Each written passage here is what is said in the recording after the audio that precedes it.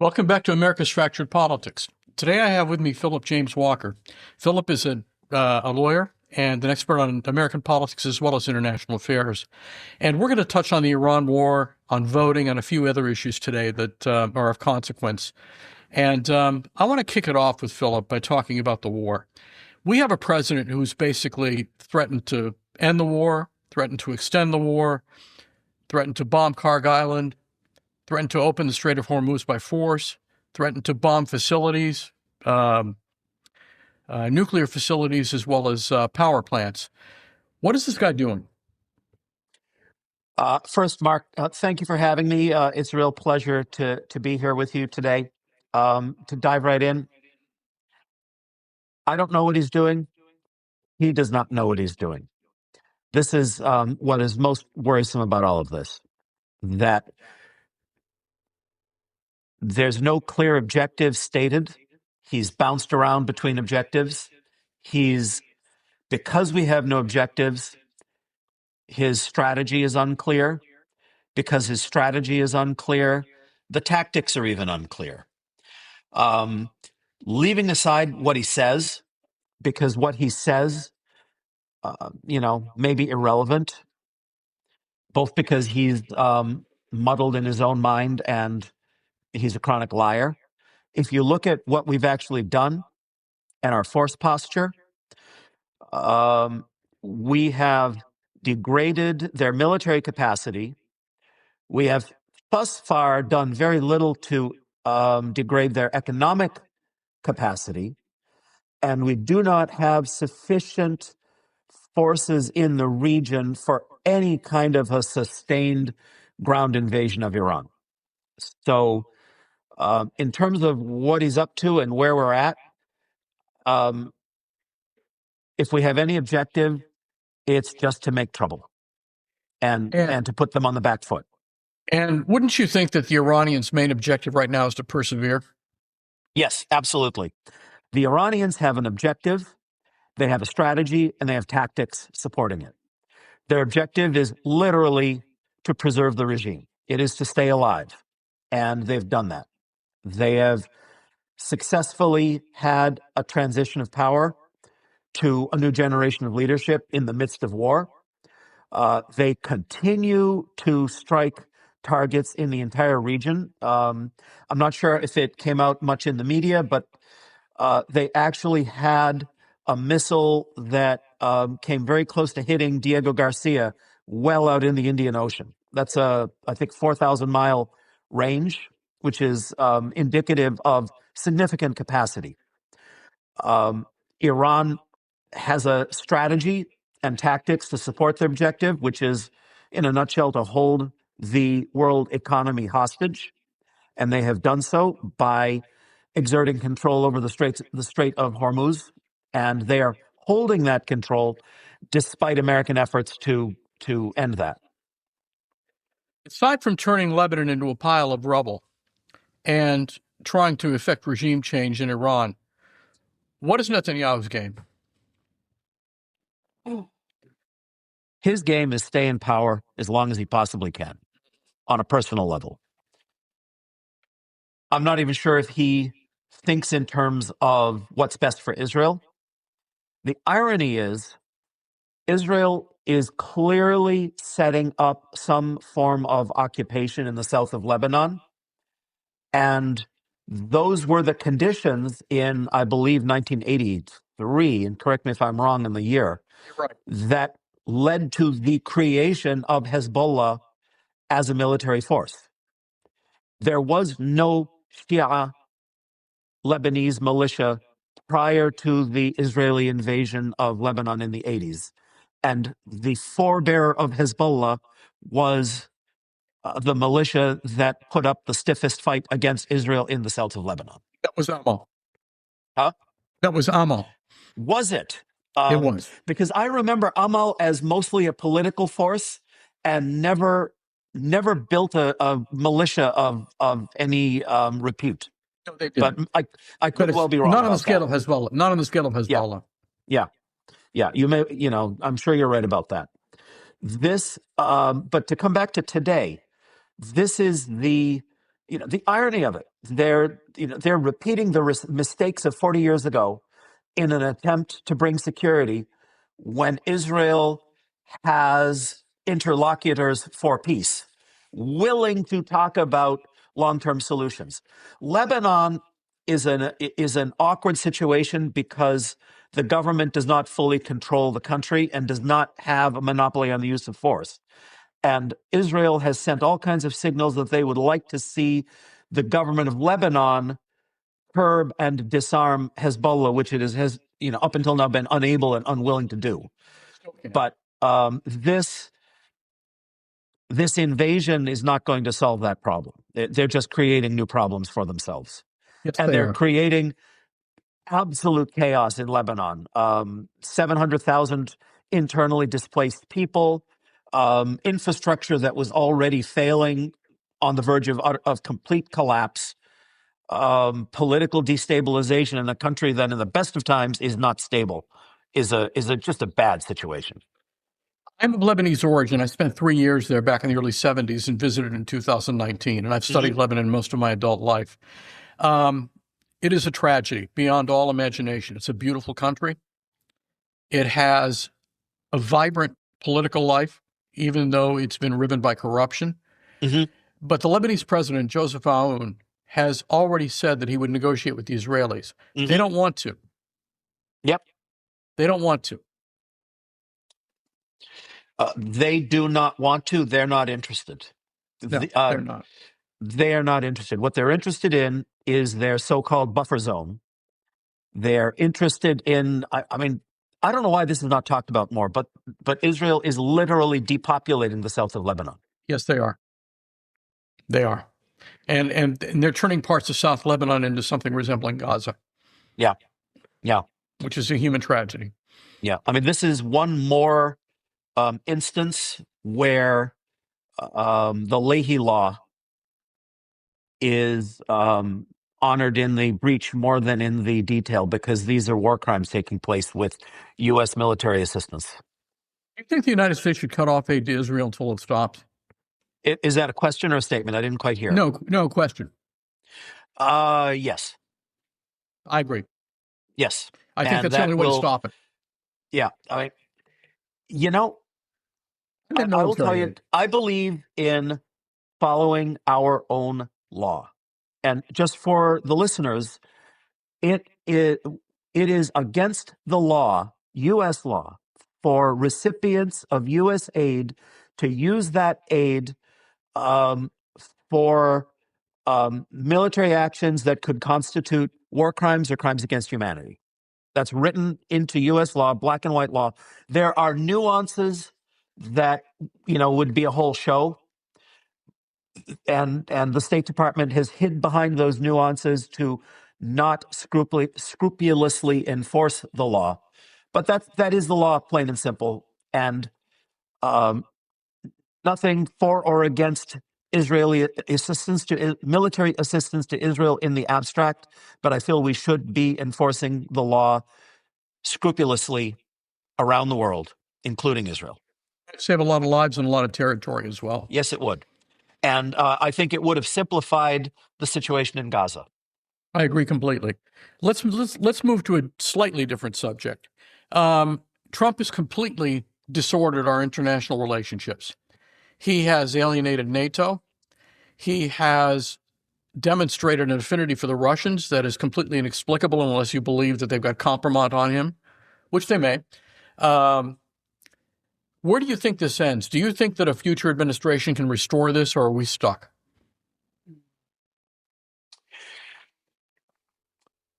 We're stuck. I do not believe at the present time that a simple change in administration would restore our alliances to good health, for the simple reason that this is part of our political culture now. Once could be brushed off as midlife crisis or a little bit of a breakdown or a mental health holiday. But twice is indicative of something deeply wrong with our body politic and that we cannot be trusted. And if we cannot be trusted as an entity, as a nation, then our hoped for allies will be much more cautious with us, even when there's a friendly government in Washington. 78 million people voted for Donald Trump last time. That is not a negligible number. That is indicative to the Europeans of was exactly what you said, a rot in the body politic of the United States. And I don't think any European power believes realistically that this is going to go away. We could have a giant Democratic victory in 2026 and another one in 2028. But what's to say that there isn't another Trump around the corner, or that MAGA survives and continues to infect the body politic in a way that makes our allies so reluctant to do business with us that those alliances are fractured beyond repair? Yes, that is an accurate statement of the reality that we're facing. One thing that gives me a little bit of hope is I feel like we have, when I say we, progressive inclined voters and activists in the United States have been a little bit sanguine when things are going in the right direction. And I was just having a conversation with a few folks the other day about this, that after the 2006, 2008, we had a substantial Democratic majority. We did not capitalize on it. There were some good things done, but the focus was on the crisis of the moment. The 2008, 2009 financial crisis took precedence over pretty much everything else. The Biden administration, when it came in 2020, rested on its laurels. The idea of the repudiation of Trump was, oh, get back to normal. And get back to normal was not the right attitude, because normal is what gave us Trump in the first place. And if we have a wave election this year and in 2028, I think people who care about the United States in the long term need to be fully ready to capitalize on any opportunity that may arise to decisively change the political conversation for the next generation and address the genuine needs of people that precipitated the turn to Trumpism. I'm going to digress slightly into the elections. Your Substack is All Politics is Local, which leads me to the question of whether or not the Republicans have cleverly subcontracted the disruption of the elections to the states and the localities. What do you think? I am worried because both the hoped for the federal legislation that the Republicans are pushing for will create some havoc and prevent voters and from going to the polls, and some of the states that are potentially the swing states in 2026 and 28 have Republican majorities and can engage in voter suppression as well. I think how this turns out this year and in 3 years is being decided in the courts as we speak. I think that's exactly where it's being decided, and I think that the federal courts will have a lot to say about it, and I think that they will respond exactly as they did back in 2020. I have faith in that. The Supreme Court, I have no faith in, and that's what worries me more than anything else. Yeah, but the Supreme Court has also shown not a degree of integrity, but a degree of cowardice. And if they can avoid a hard decision, I think they will. You're right. Do you think that they may regret how much power they've given Trump? Yes, absolutely. I think they will regret it. I think they are already regretting it. And they're in a position where even if they have a genuine belief in the rule of law, which I doubt in the case of some justices, they're in the situation that frankly I've seen in some of my overseas work, where you have a fully developed legal system and judicial review on paper, but no capacity to enforce decisions, and an executive that is willing to just simply ignore what the court says. How about your background in history a little bit, your work overseas and what you've done? I Yeah. think the listeners would be really interested in hearing about your life. Sure. Well, after grad school, I joined the Foreign Service. Grad school and law school, I joined the Foreign Service. Uh, my wife was also a Foreign Service officer for a period of time. We served in Riyadh during the George H.W. Bush Gulf War.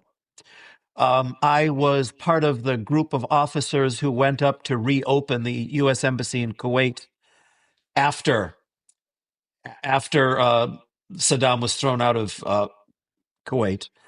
After that, we were in Tunisia for a while, and then after that, Cairo, Egypt. I was trained as an Arabist and speak Arabic moderately well. I'm a bit rusty, but you know, you never entirely lose it.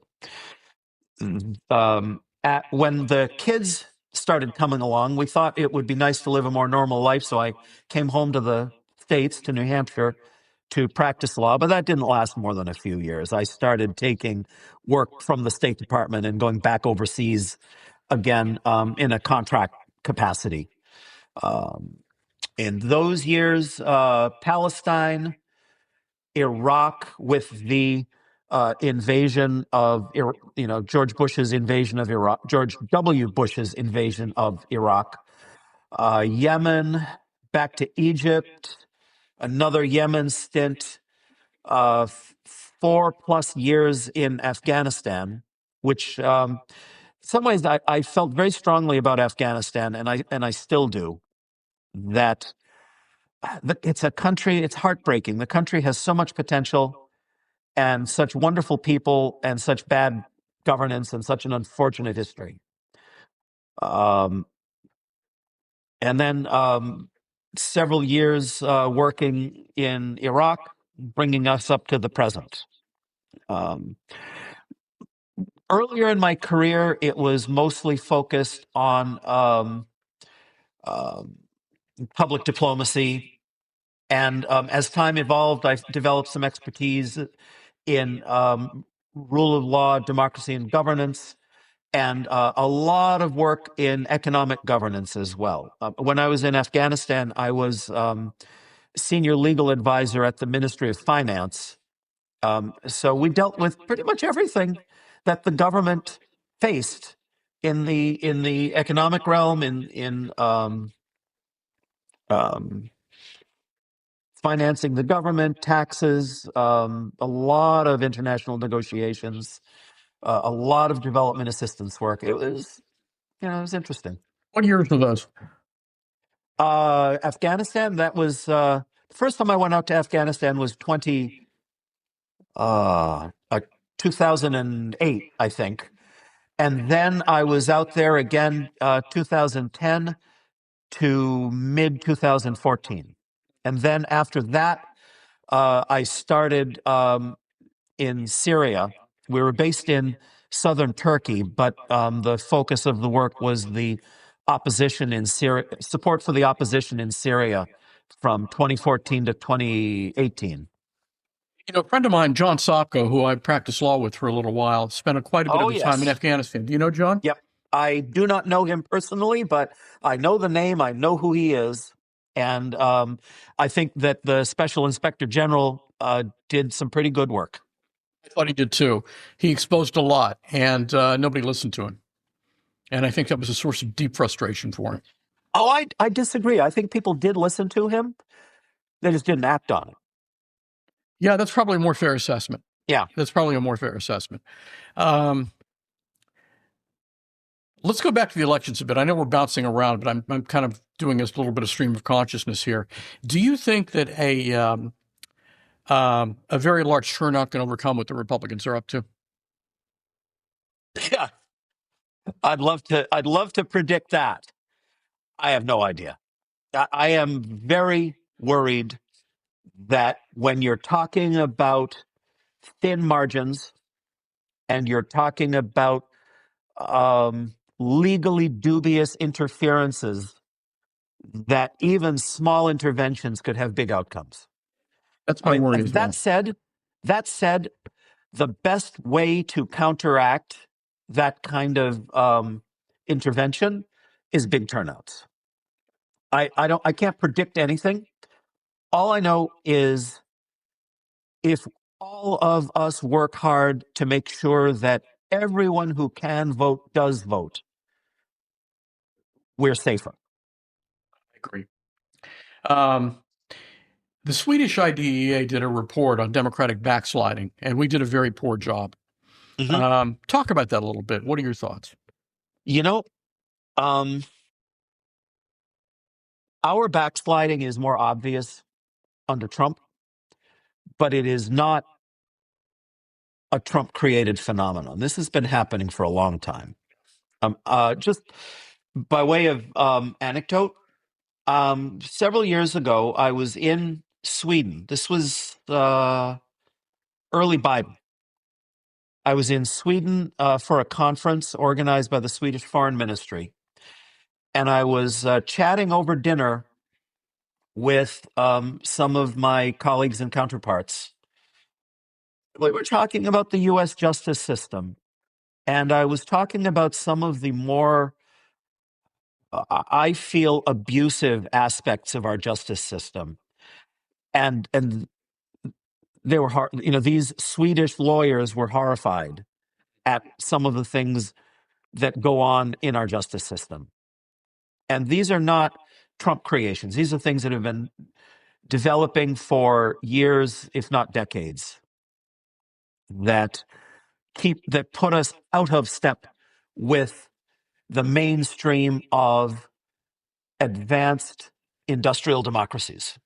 Particularly our criminal justice system, which is a disgrace. Yes. But criminal justice system, aspects of our voting systems are anti-democratic. Media consolidation is not a Trump phenomenon, although it's accelerated under Trump. Access to information, regulation, prudent regulation of the administration of elections has been lacking for some time. Money in politics is this is not a Trump specific phenomenon. This has been going on for some time. So yes, we are backsliding. Is this Trump? Trump has thrown fuel on the fire, but the fire was already there. So talk about Trump a little bit. How has he accelerated things? What sorts of things has he done in your mind that have been probably the most odious accelerations? There's so much to choose from. I mean, what a wealth of toxic, wealth of a toxic buffet. It's hard to know where to start. But if I had to pick one thing that slaps me in the face with the danger of it, is Trump's willingness to ignore the separation of powers and willingness to spend money that has not been appropriated or not spend money that has been appropriated. So I was very upset with the first rescission do-over. I don't even know what to call it. But when Trump refused to spend money that had been appropriated by Congress and sent the Doge boys into various government agencies and departments and started closing things down willy-nilly. USAID, U.S. Institute for Peace, other entities without regard to the law. And then Congress retroactively said, yeah, it's okay. It's just ridiculous. The extrajudicial payments that were made to, I believe, Department of Defense in the course of the first Trump administration, first year of the second Trump administration, it's illegal, but nobody's really raised it as an issue. Now Trump is talking about paying Department of Homeland Security without a congressional appropriation. And that, again, if he does it, it's illegal, pure and simple. It's one of the most basic elements of the separation of powers that Congress raises and appropriates the money. And that, along with everything else, I mean, you can talk about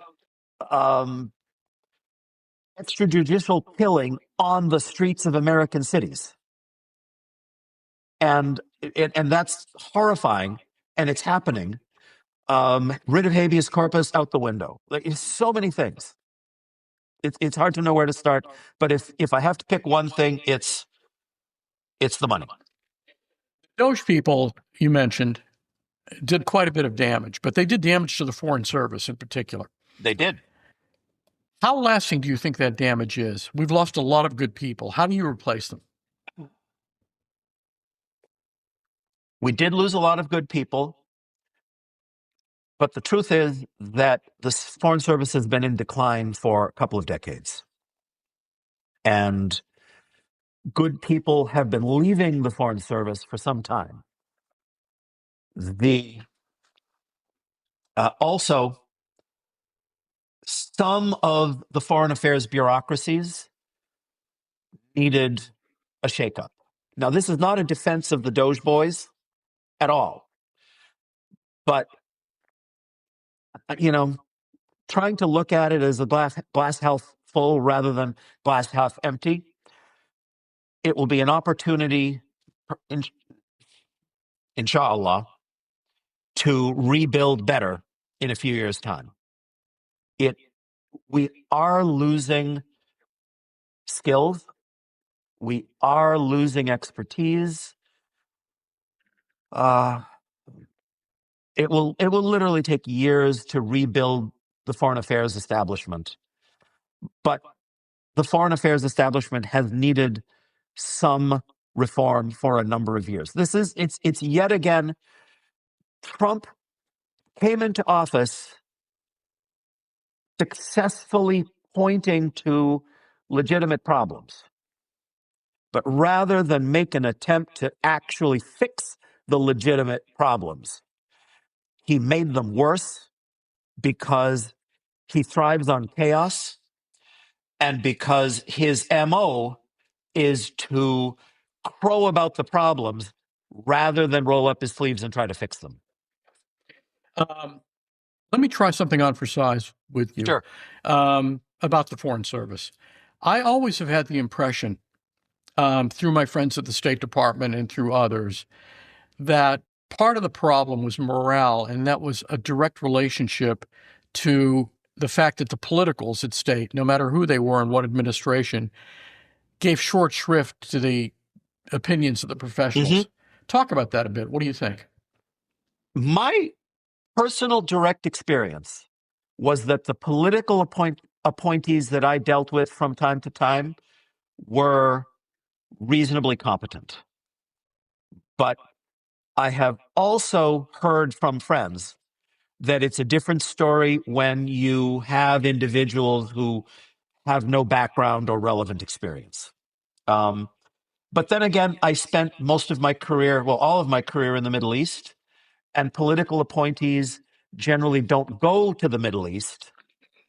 And the handful that do, or that serve at state in Washington in senior capacities, tend to be people who have relevant background and they bring something to the table. I think that's very different when you're talking about Europe. It's very different when you're talking about some of the non-region specific bureaus at state. Just along those lines as well, I thought that Rex Tillerson did a lot of damage because he was basically aloof and did not give anybody much shrift. Yep. Now, that's the thing is Rex Tillerson came in he had some idea about how to reform the State Department, but he didn't actually talk to State Department people. He didn't have a solid grasp of what the agency did or could do, and frankly, at the end of the day, he didn't have the political clout to do the hard things. He slipped into easy chaos making because it kept Trump happy for a moment until it didn't, and then he was out on his ear. To go back to the subject of political appointments and related, one more thing I wanted to add is a real source of damage to morale is not simply the existence of political appointments, but the political calculus that goes into the policymaking decisions, especially in the Middle East. Most Foreign Service officers of my acquaintance in the Middle East understand very well the toxic relationship that we have with Israel. And there are varying degrees of support for Israel, for the nuances of the Israel-Palestine conflict, of attitudes towards the Palestinian Authority. But it's very dismaying when sound advice is just ignored. And I remember a lot of the folks that I came up with left the State Department around the George W. Bush Iraq invasion. And those that didn't leave the State Department, and we're talking all the Arabists, those that didn't leave the State Department altogether tried their best to be assigned to locations or departments where they did not need to deal with the Arab world or Iraq specifically. Now, I don't have numbers on that. That's just my impression based on conversations with people I know. But that's a sad, sad statement when the State Department and the government in general desperately needs people with expertise in the Middle East. Let me jump to a final subject. Aside from voting and aside from No King's Day or No King's Days, what should people be doing? I think that there's a couple of things that people could be doing. One is tuning in to independent media, which is often nowadays nonprofit media. If they have the means, donate money, become a subscriber. I don't love the New York Times, but I subscribe to the New York Times because it remains the paper, the paper, quote unquote, of record, and it is relatively independent. There's a lot of great nonprofit media outlets out there that do good work. Pick your outlet of choice and support it. Similarly, I think one of the most important actors right now on stage are the several legal-oriented nonprofits that are contesting some of the anti-democratic measures that both state legislature, that state governments and now the federal government are trying to implement. And those lawsuits may determine whether we have a democratic election this year and in 2028.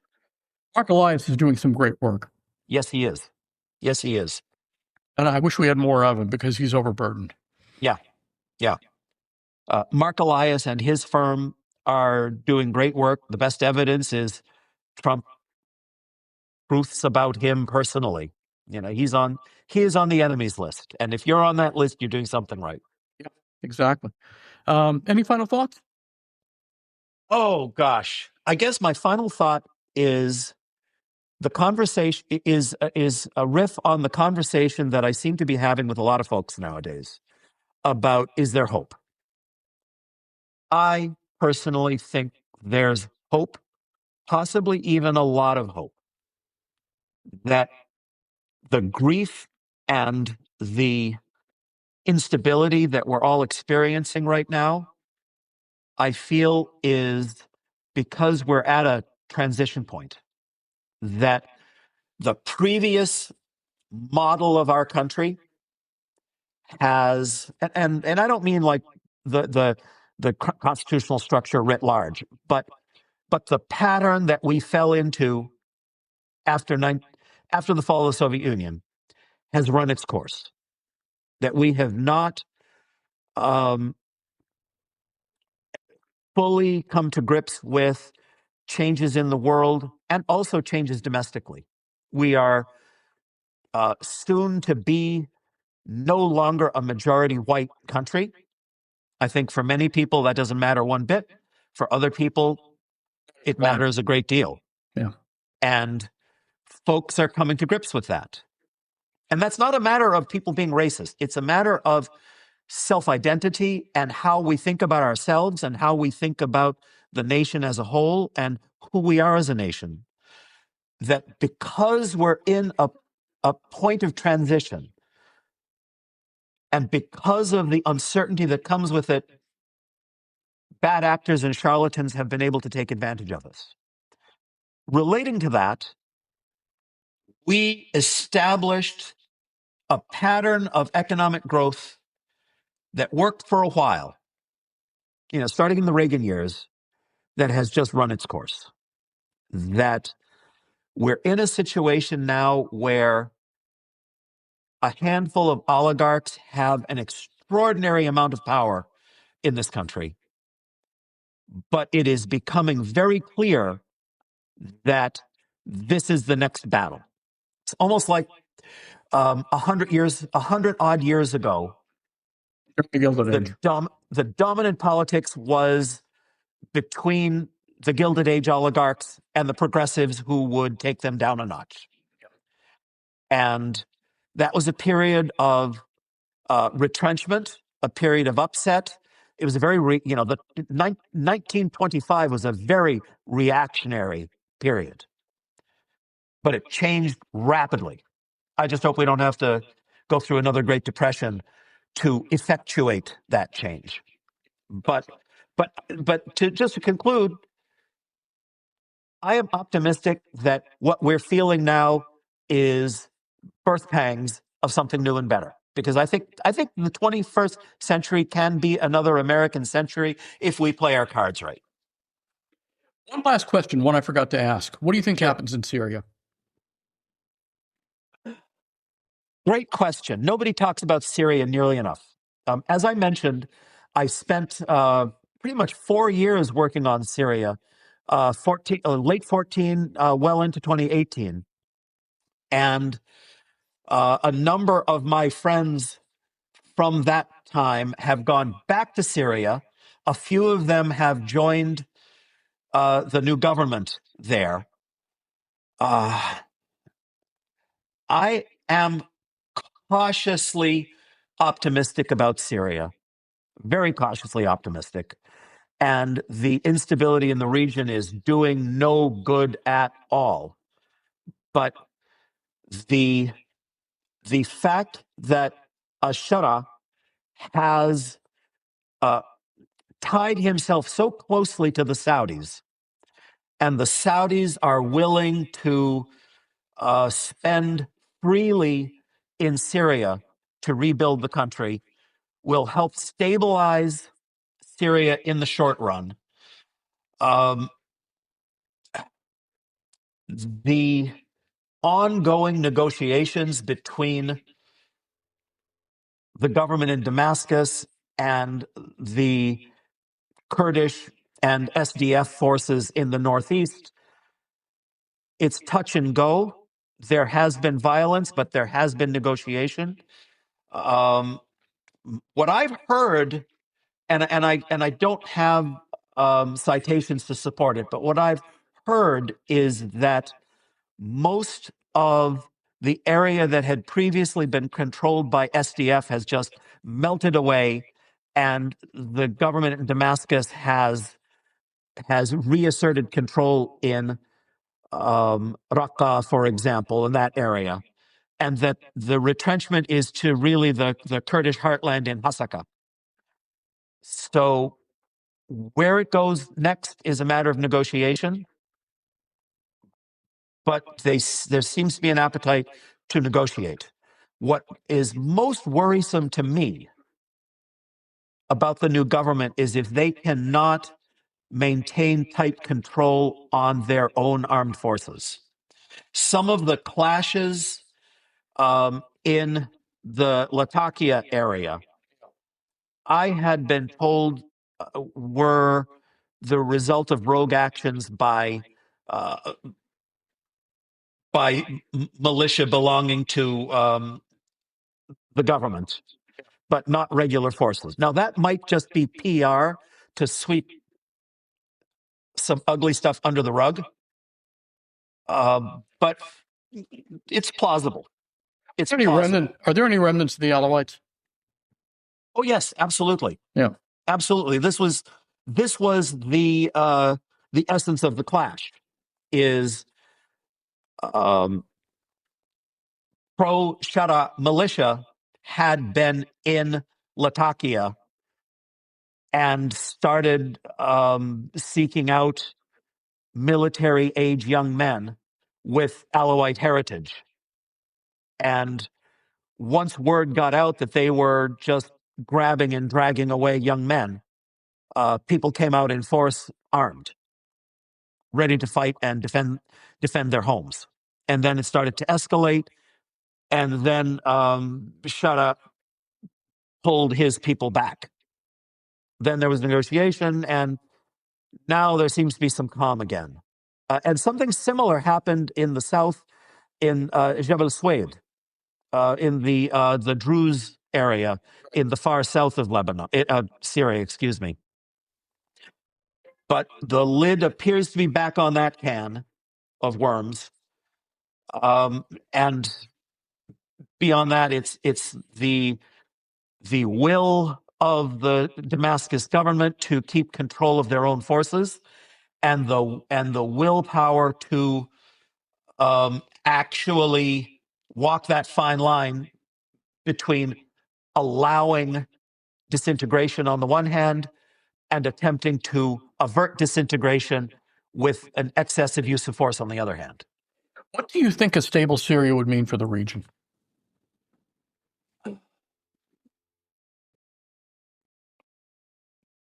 A stable Syria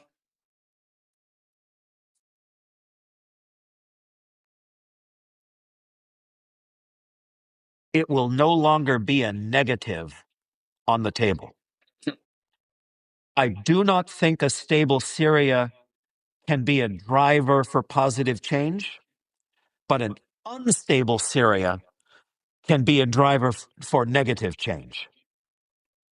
Don't forget that in recent years, one of the sources of instability in the region was the huge numbers of Syrian refugees fleeing Syria.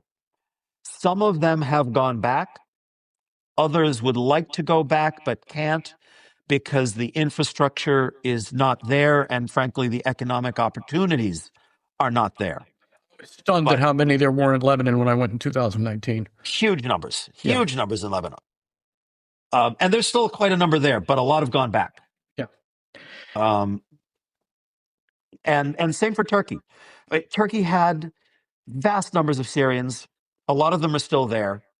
I was always very impressed that both the Syrian government and the Syrian people, that both the Turkish government and the Turkish people were as accommodating to the Syrian refugees as they were. I mean, it showed a degree of generosity and solidarity that is uncommon in the world. But even that generosity really started to fray in the later years. And you could see the tension growing because of the numbers and because of the burden that those numbers imposed on Turkey, I guess they're calling themselves now as a country. Yeah. Philip, this has been great. I want to have you back again. I think that there's Glad plenty to to. talk about, and it would be a lot of fun. Absolutely. I just have to thank you, Mark.